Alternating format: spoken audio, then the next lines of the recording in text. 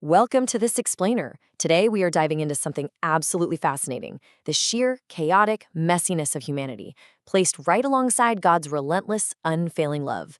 It's like a giant puzzle. We're going to explore how our human flaws create these massive obstacles and how God just repeatedly steps in to guide, discipline, and ultimately restore the whole shebang. Let me ask you something. Have you ever traded a long-term blessing for just a fleeting moment of instant comfort?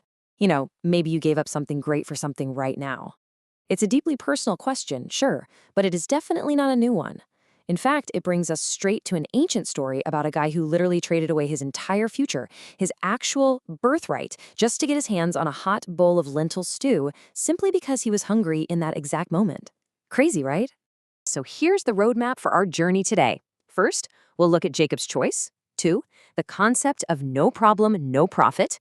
3, Hosea's love. 4, the day of the Lord. And finally, spiritual restoration. Okay, let's dive into this. Section 1, Jacob's choice, the flawed human. The stage for a really massive family conflict is set by two incredibly different brothers. On one side, you've got Esau. He's this rugged, skillful hunter, totally driven by immediate physical appetites. On the flip side, there's Jacob. He's described as gentle, the kind of guy who stayed back in the tents. But Jacob was playing the long game. He deeply valued the spiritual blessings and promises that were passed down from his grandfather, Abraham.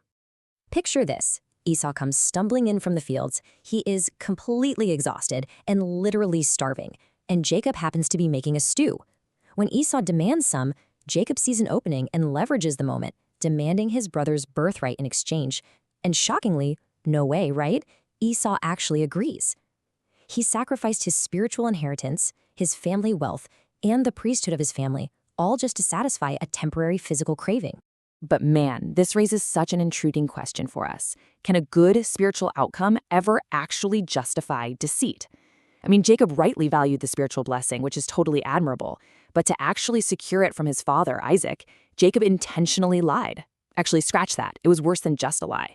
In Genesis 27, he straight up uses God's name to pull it off, telling his dad that the Lord your God brought him success in his hunt. Jacob wanted the right thing for sure, but he used these deeply flawed methods to get it, completely plunging his family into years of bitter conflict. Moving right along, Section 2, No Problem, No Profit, the National Pivot. Now, author and teacher Dick Woodward outlines this absolutely phenomenal core principle, originally noted in our sources as 공권양대 비공권야된지, which translates to no problem, no profit. Basically, when God's work on earth is hindered by human rebellion, he doesn't just throw his hands up and abandon the project.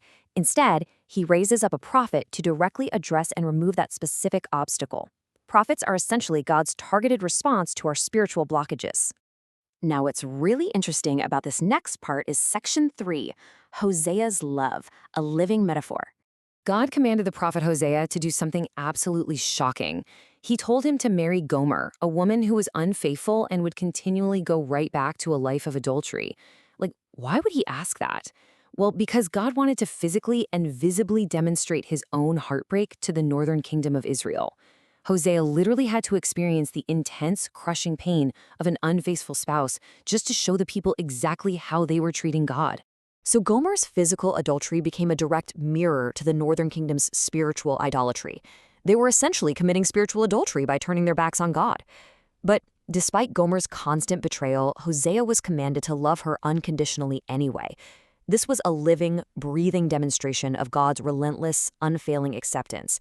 Even when his people completely strayed, God pursued them to restore their spirits. It's just wild to think about.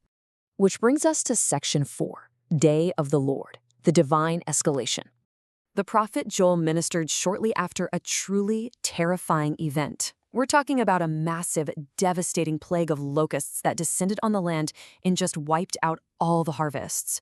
Joel used this horrifying natural disaster as a really powerful visual metaphor. He compared those swarming locusts to a literal invading army, using it to illustrate the severe, escalating discipline of God. Joel called this event the Day of the Lord. But listen, he wasn't just talking about bugs here. The Day of the Lord applies all across time. In the past, yeah, it was a literal locust plague.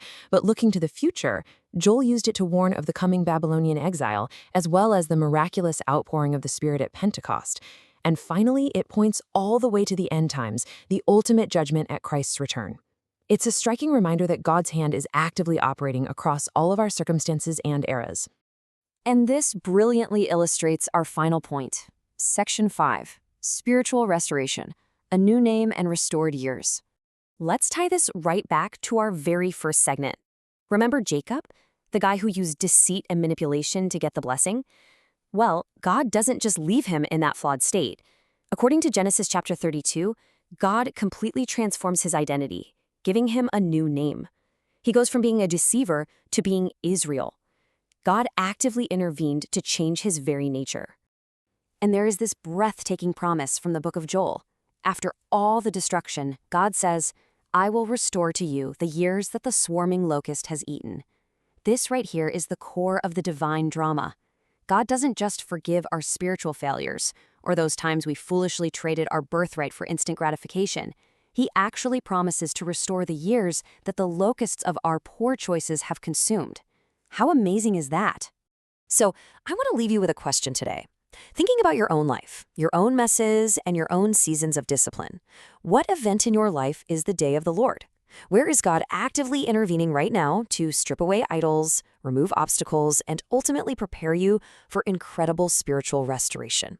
It is a profound thought to carry with you. Thank you so much for joining me for this explainer, and hey, keep looking for how God is working in the messy details of your own story.